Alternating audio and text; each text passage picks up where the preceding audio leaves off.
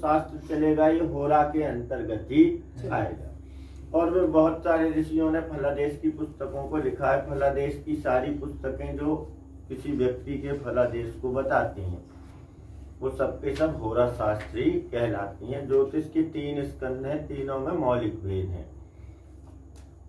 संहिता का अलग भेद है, वो व्यक्ति को मुहूर्त शास्त्र, शकुन शास्त्र इत्यादि के विषय में बताता है। सिद्धांत कुछ बताता नहीं है, लेकिन ये होरा और जो संहिता है उस सिद्धांत के ही प्रतिपादन किया जाता है। क्योंकि अगर आप लग्न नहीं बनाओगे, अगर आप जन्म कुंडली नहीं बनाओगे तो जन्म कुंडली का फलादेश कहाँ से होगा। और यदि आपको नक्षत्र का मान नहीं पता है तो आप नक्षत्र की गणना को किस तरीके से करके बताएंगे। तो ये तो दोनों बातें हैं, ये निर्भर करती हैं सिद्धांत के ही ऊपर। लेकिन ये जो शास्त्र है बृहत पाराशर, ये होरा शास्त्र है, इसीलिए उन्होंने होरा के विषय में कहा है। होरा किसे कहते हैं? अहो अर्थात दिन होता है, रात्रि अर्थात रात होती है। अहो शब्द का प्रथम अक्षर और रात्रि शब्द का अंतिम अक्षर दोनों का लोप कर देने से अहोरात्र पदाद्यन्त्या लोपाद्योरेति कथ्यते तस्या ही ज्ञान मात्रेणा। जिसको दिन और रात में होने वाली जो भी घटनाएं हैं उसका जिसे समूचा ज्ञान है, इसके जीवन में क्या होगा, इसके जीवन में क्या होगा, इसके जीवन में क्या होगा, मेरे जीवन में क्या होगा, सभी का जीवन एक ही समय में और अलग अलग बदलाव से युक्त हो रहा है। कल पता चले किसी को कि धीरे से उसको कोई रोग हुआ, एक दिन में तो प्रारंभ नहीं होता। तो उन्होंने होरा शास्त्र में दशा, कुंडली, इन दोनों के माध्यम से व्यक्ति के जीवन में क्या होगा, व्यक्ति के जीवन में क्या होने की संभावना है, ये बताया है।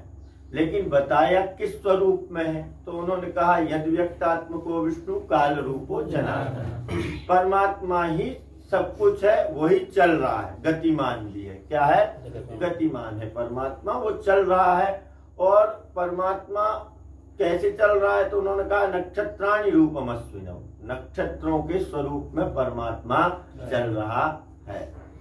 उन नक्षत्रों के ही समूह को क्या कहा गया है? राशि।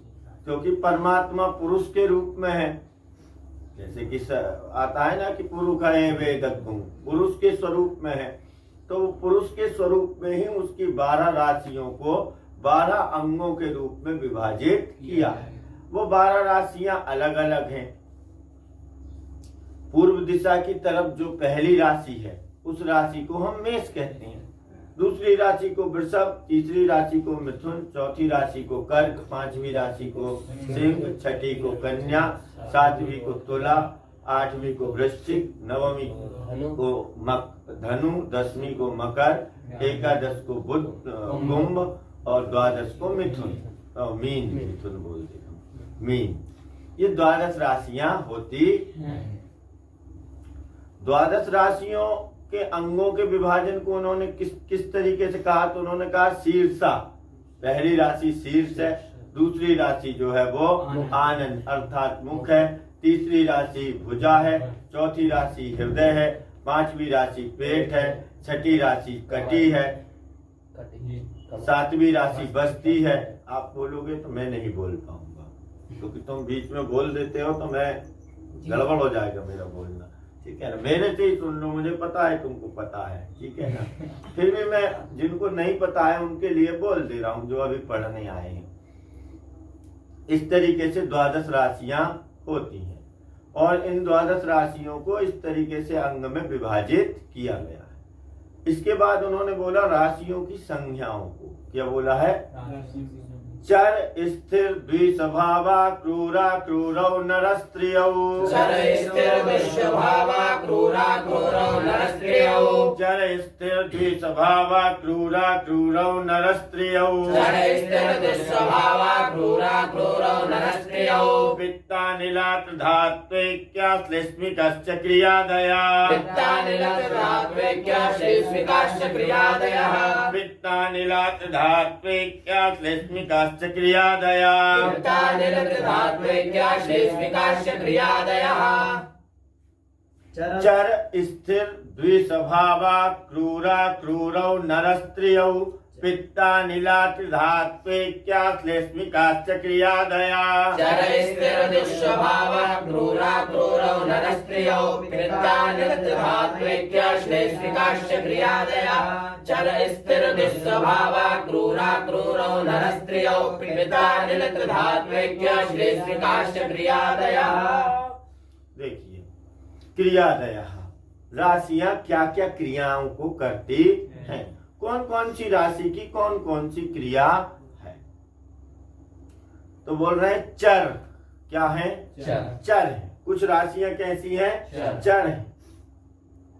फलादेश में इन चर राशियों का बड़ा महत्व आता है। जैसे फलादेश में बोला गया है कि लगने से चर राशिस्ते शुभ ग्रह समन्विते, लगने से चर राशिस्ते, लग्न का अधिपति यदि चर राशि में बैठा हो, शुभ ग्रह समन्विते और शुभ ग्रह के साथ में बैठा हो, तो क्या होता है? कीर्ति श्रीमान महाभोगी देह पुष्टि समन्विता। तो उसकी कीर्ति होती है, वो श्रीमान होता है। क्या होता है? कीर्ति श्रीमान महाभोगी और समस्त भोगों को भोगने वाला होता है। देह पुष्टि समन्विता, और उसका शरीर भी कैसा होता है? मजबूत होता है। तो इस तरीके से उन्होंने चर राशि के फलादेश को विशिष्ट रूप से कहा है और बहुत ज्यादा महत्व है। चर स्थिर द्विस्वभाव इन राशियों को बगैर जाने कोई भी व्यक्ति फलादेश या मुहूर्त भी असक्षम हो जाएगा बताने में। जिसको ये ज्ञान नहीं है कि कौन सी राशि चर है, कौन सी राशि स्थिर है, कौन सी राशि द्विस्वभाव है, उसको कभी भी फलादेश का ज्ञान नहीं हो सकता। क्यों नहीं हो सकता? क्योंकि वो समझ ही नहीं पाएगा कि ये व्यक्ति किस तरीके का है, चंचल प्रवृत्ति का है, स्थिर प्रवृत्ति का है, या फिर चंचल और स्थिर दोनों प्रकार के स्वभाव गुणों वाला है। कुछ व्यक्ति बहुत स्थिर होकर काम करते हैं, देखा होगा ना कि उनका जीवन बहुत स्थिर होता है, उनके जीवन में किसी प्रकार से वो अस्थिर नहीं होते। कुछ लोग होते हैं वो पूरे अस्थिर होते हैं, उनकी जिंदगी ही पूरी अस्थिर होती है, कोई ठिकाना ही नहीं रहता उनका, कल क्या है, परसों क्या है, जीवन क्या है, उसको लेके वो लोग बिल्कुल चिंतित नहीं रहते। कुछ लोग होते हैं जो दोनों गुणों वाले होते हैं, जीवन की चिंता भी करते हैं और फिर सोचते हैं क्या ठीक है, जो हो रहा है भगवान की कृपा है। तो चर राशियां कौन सी हैं, स्थिर राशियां कौन सी हैं और द्विस्वभाव राशियां कौन सी हैं, इसके विषय में बोला गया है। यहाँ क्या बोला? चर स्थिर द्विस्वभाव। चर हैं, स्थिर हैं, द्विस्वभाव है। चर हैं, स्थिर हैं, द्विस्वभाव है। चर हैं, स्थिर हैं, द्विस्वभाव है। चर हैं, स्थिर हैं, द्विस्वभाव। 12 राशियां हैं। पहली राशि हो गई मेष, चर। दूसरी राशि वृषभ हो गई स्थिर। तीसरी राशि मिथुन हो गई द्विस्वभाव। चौथी राशि कर्क है, वो चर हो जाएगी। पांचवी राशि सिंह है, वो स्थिर हो जाएगी। छठी राशि मिथुन है, वो कन्या है, वो द्विस्वभाव हो जाएगी। सातवीं राशि तुला है, चर है। आठवीं राशि वृश्चिक है, स्थिर है। नौवीं राशि धनु है, वो द्विस्वभाव है। 10वीं राशि मकर है, वो चर है। 11वीं राशि कुंभ है, वो स्थिर है। 12वीं राशि मीन है, वो द्विस्वभाव है। कर्क, तुला, मकर ये राशियां चर हैं। कर्क, तुला, मेष, कर्क, तुला ये 4 राशियां चर हैं। मेष, कर्क, तुला, मकर ये 4 राशियां चर हैं। वृष, सिंह, वृश्चिक, कुंभ ये राशियां जो हैं वो स्थिर राशियां हैं। मिथुन, कन्या, धनु, मीन ये द्विस्वभाव राशियां हैं। फिर से सुनिए, मेष, कर्क, तुला, मकर ये चर राशियां हैं। वृष, सिंह, वृश्चिक, कुंभ ये स्थिर राशियां हैं। मिथुन, कन्या, धनु, मीन ये द्विस्वभाव राशियां हैं। फिर से सुनिए, मेष, कर्क, तुला, मकर ये चर राशियां होती हैं। वृष, सिंह, वृश्चिक, कुंभ ये स्थिर राशियां होती हैं। मिथुन, कन्या, धनु, मीन, ये द्विस्वभाव राशियां होती हैं। इस तरीके से राशियों को 3 भागों में विभाजित किया गया है। चर राशियां हैं मेष, कर्क, तुला, मकर। स्थिर राशियां हैं वृष, सिंह, वृश्चिक, कुंभ। द्विस्वभाव राशियां हैं मिथुन, कन्या, धनु, मीन। ठीक है, इस प्रकार से राशियों की ये 3 विशेष संज्ञा दी गई है। जैसे वाहन खरीदना है और आपने स्थिर लग्न में खरीद लिया तो खड़ा ही रहेगा, तो वाहन के लिए क्या बोल रहे हैं? चरम चलम, चलने वाला होना चाहिए। आपका वाहन खड़ा हुआ है, अच्छा नहीं लगेगा ना। तो वाहन को किस उसमें खरीदा जाता है? चर लग्न। लक्ष्मी की पूजा कब के करें? नहीं, चर में कर दो, आए और बस चली ही जाए। चर में नहीं करते ना। सिंह लग्न में दीपावली के दिन में आपकी लक्ष्मी पूजा होगी। किस लग्न में? सिंह लग्न में। लक्ष्मी का प्रादुर्भाव सिंह लग्न में ही हुआ था। इसीलिए लक्ष्मी हमेशा स्थिर है इस जगत में। कुछ चीज की आवश्यकता हो चाहे नहीं हो, लक्ष्मी की आवश्यकता हमेशा है जगत को, क्योंकि लक्ष्मी किस लग्न में आई? स्थिर लग्न में। तो कहते हैं कि जो व्यक्ति स्थिर लग्न में लक्ष्मी की पूजा करता है, सिंह में या वृषभ में या वृश्चिक में या कुंभ में, वो लक्ष्मी पूजा वाले दिन कोई इस लग्न में लक्ष्मी की उपासना कर ले तो उसके पास से लक्ष्मी कभी नहीं जाए। ऐसे ही दिया जाता है लक्ष्मी पूजा का मुहूर्त। स्थिर लग्नों को देख करके बता देते हैं, हाँ भद्रा इत्यादि नहीं लगी है, वृषभ लग्न इतने बजे से इतने बजे शाम को लग रही है, आप लक्ष्मी पूजा कर लें। वृषभ लग्न में ही लक्ष्मी की शाम के समय वैसे पूजा की जानी चाहिए। वैसे लक्ष्मी का प्रादुर्भाव स्थिर लग्न सिंह में हुआ था। तो लग्नों का विशेष महत्व है। और चर राशि में ग्रह आ जाए, लग्न का अधिपति, बड़ा शुभ माना गया। तो इनका और भी पूरा शास्त्र भरा होगा। योग भी आए हैं, क्यों? सारी चर राशि में ग्रह हो तो रज्जु होगा, अखिले चर गई खेटई। सभी ग्रह अगर चर राशियों में जाए तो कौन सा योग हो जाता है? रज्जु। सभी स्थिर राशि में ग्रह जाए तो मूसल, और सभी द्विस्वभाव राशि में ग्रह जाए तो कौन सा योग हो जाता है? नल।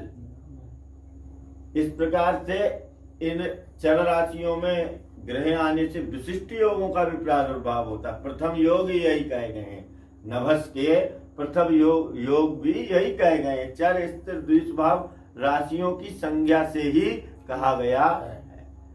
तो इनको याद करना ज्यादा जरूरी होता है। जिसको ये नहीं पता है कि चर लग्न का जन्म है कि स्थिर का जन्म है कि कौन सी संज्ञा है इस राशि की, उसको फिर कुंडली का फलादेश करने में समस्या स्वाभाविक उत्पन्न होती है। तो ये आप समझ गए। मेष, कर्क, तुला, मकर चर राशियां हैं। वृष, सिंह, वृश्चिक, कुंभ स्थिर राशियां हैं। मिथुन, कन्या, धनु, मीन द्विस्वभाव राशियां हैं। ठीक है ना। चर स्थिर द्विस्वभाव, क्रूर और अक्रूर कुछ राशियां हैं, क्रूर हैं और अक्रूर हैं। तो अब यहाँ बस 2 ही की बात की गई है।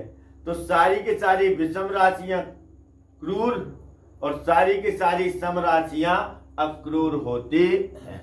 सभी विषम राशियां, विषम कौन कौन सी होंगी? जिसमें 2 का भाग नहीं जाएगा। 1, 3, 5, 7, 9, 11, ये क्या हो गई? विषम। 2, 4, 6, 8, 10, 12, ये क्या हो गई? सम। तो सारी की सारी विषम राशियां क्रूर संज्ञक हैं, सारी की सारी सम राशियां अक्रूर हैं, मतलब सौम्य है। क्रूर मतलब क्रोधी, गुस्सैल, चिड़चिड़ा, ऐसे व्यक्ति क्या कहेंगे? क्रूर। जो लोगों को परेशान करे वो क्या है? क्रूर। जिसके अंदर क्रोध और हिंसा हो उसको क्या बोलेंगे? क्रूर। और जिसके अंदर सौम्यता हो उसको बोलेंगे अक्रूर। तो सारी के सारी विषम राशियां वो क्रूर हैं, सारी के सारी सम राशियां जो है वो अक्रूर हैं। क्रूरा क्रूरो नर स्त्रियौ, सारी के सारी विषम राशियां क्या हैं? नर हैं, पुरुष संज्ञक हैं। और सारी के सारी सम राशियां जो हैं वह स्त्री संज्ञक कही गई हैं। ठीक है। क्रूरा क्रूरौ नर स्त्रियौ। पित्त, पित्त मतलब गरम। अनिल, अनिल मतलब वायु। पित्ता नीला। त्रिधात्विक्या, और तीनों धातुएं श्लेष्मिकाश्चा क्रियादया, कफ। पित्त मतलब पित्त है, गर्म है ना। 3 प्रकार की धातुएं होती हैं, 3 ही प्रकार की धातुओं से सृष्टि चलती है। ये 3 ही धातुओं का उल्लेख आयुर्वेद में भी है, इन 3 ही धातुओं का उल्लेख न्याय शास्त्र में भी है, इन 3 ही धातुओं का मूल रूप से उल्लेख किया गया। गर्म है, ठीक है, वायु है और जल है। पित्त मतलब हो गया गर्म, अग्नि। पित्त मतलब क्या है? अग्नि। अनिल मतलब है वायु। आगे बोला त्रिधात्व क्या, तीनों धातुएं मिली हुई। और श्लेष्म मतलब है जल, कफ। क्या है? जल। तो अग्नि है, अग्नि है, वायु है, हवा, अनिल, त्रिधात तीनों है, और श्लेष्म मतलब जल है। अग्नि, वायु, जल, ये 3 ही मूल रूप से मूल धातुएं हैं। ये क्या है? अग्नि है, वायु है, जल है। ये 3 धातुएं, ये 3 गुण मूल रूप से होते हैं। और एक और है जिसमें ये तीनों मिला हुआ है, एक और है जिसमें ये तीनों मिला हुआ है। वो 2 के मिलने से ये तीसरे का प्रादुर्भाव होता है। वो 2 धातुओं को मिलने से ये तीसरी धातु का प्रादुर्भाव होता है। इसीलिए एक को मिश्रित कहा है, उसके बाद एक को दूसरे का स्वाभाविक गुण कहा गया। अग्नि और वायु मिलके ही जल उत्पन्न होता है। ये एक स्वाभाविक गणित का सूत्र अभी वैज्ञानिकों ने दिया है, HO2। मतलब पहले हमने बोला पित्त मतलब गर्म, फिर हमने बोला अनिल मतलब वायु। ये दोनों जब मिश्रित हो जाते हैं तो श्लेष्म मतलब जल उत्पन्न होता है। ऐसा ऋषियों ने भी कहा है, आकाशात वायु। उन्होंने आकाश को भी लिया, क्योंकि हम वैसे हिंदू धर्म शास्त्र में इन 3 को नहीं, ये 3 तो प्रत्यक्ष हैं जिनसे सब कुछ चल रहा है। लेकिन हम एक और चीज को मानते हैं, आकाश को। लेकिन ऋषि तो बोलते हैं आकाशम गगनम शून्यम। आकाश कुछ है ही नहीं, गगन और शून्य भी उसका ही नाम है। आकाशम गगनम शून्यम, शून्य कुछ होता है क्या? और संपूर्ण प्रकाश ही प्रकाश है, बस तेज ही है। अकेला तेज भी नहीं हो सकता, न शून्य है न तेज है। लेकिन फिर भी इन दोनों के भी अस्तित्व को माना गया है। आकाश के अस्तित्व को भी माना गया है और तेज के अस्तित्व को भी माना गया। लेकिन इन दोनों के विषय में जानकारी किसी को भी नहीं है। बस जानकारी बस 3 के ही विषय में है। जो भी जानता है वो 3 को ही जानता है। किस किस को जानता है? 3 को। अग्नि को जानता है, वायु को जानता है और जल को जानता है। किसको जानता है? अग्नि, वायु, जल। तो ये जो 3 गुण हैं, उनके साथ चौथा गुण इनकी एक सम्मिश्रता भी है। क्या है?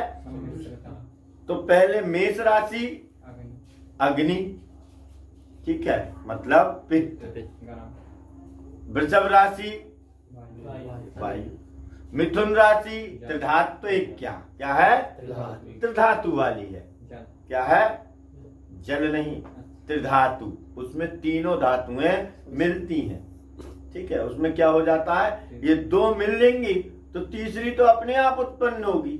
अग्नि और वायु जब आपस में मिलती है तो जल उत्पन्न होता है। क्या होता है? जल उत्पन्न होता है। तो ये 2 जब आपस में मिल जाएंगी तो इन्हीं के अंदर वो तीसरा अपने आप समाहित हो जाएगा। त्रिधात्व क्या? तीनों धातुओं वाली। कौन सी? तीनों धातुओं वाली। कौन सी राशि है? मिथुन।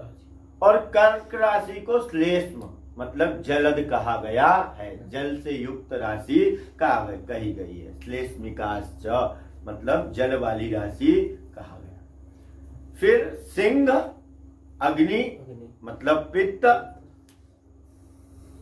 कन्या वायु, तुला त्रिधात्विक तीनों धातुओं वाली, और वृश्चिक श्लेष्म। क्या है? कफ। कैसी है? कफ। फिर धनु पित्त है ना। फिर मकर वायु और कुंभ त्रिधात्विक और मीन श्लेष्म। फिर 3 स्वरूप में इनको बांट दिया गया है। कुछ राशियां अग्नि तत्व वाली हैं, कुछ राशियां वायु तत्व वाली हैं, कुछ राशियां